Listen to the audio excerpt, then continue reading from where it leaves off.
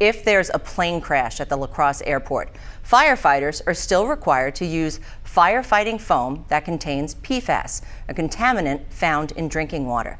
Now, it's the Federal Aviation Administration who mandates that airports use this foam. News 19's Marcus Arsvold shares why our local leaders are frustrated that there hasn't been any movement to fix this, right? Right. The city of La Crosse, who runs the airport, says they asked the FAA to send them a waiver that would legally allow them to stop using this foam.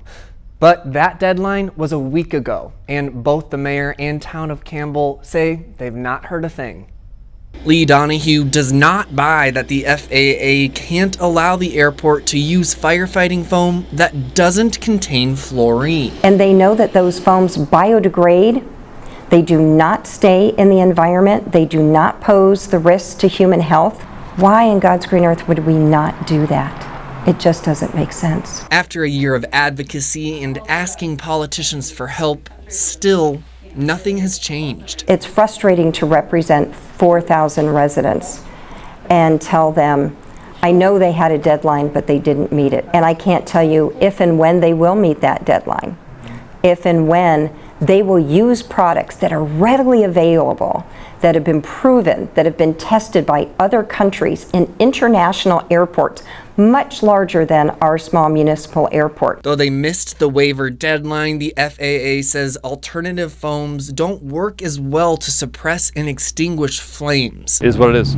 Like we're stuck. Without FAA approval, Mayor Reynolds can't make a move. If there were another crash of any kind at the La Crosse Airport, we would be obligated under FAA rules to use the same firefighting foam we've been using. That's the tough pill to swallow. It's hard to hope for a long-term solution when the cause of the PFAS problem is still prevalent. The opportunity to be continually contaminated over and over and over again will always be there until they no longer have it and they no longer use it and they use a safe product. Lee's been pushing for PFAS awareness for almost a full year now. Initially, she thought that waiver would go through, but by Airfest, with no communication from the FAA, she figured it wouldn't be over anytime soon.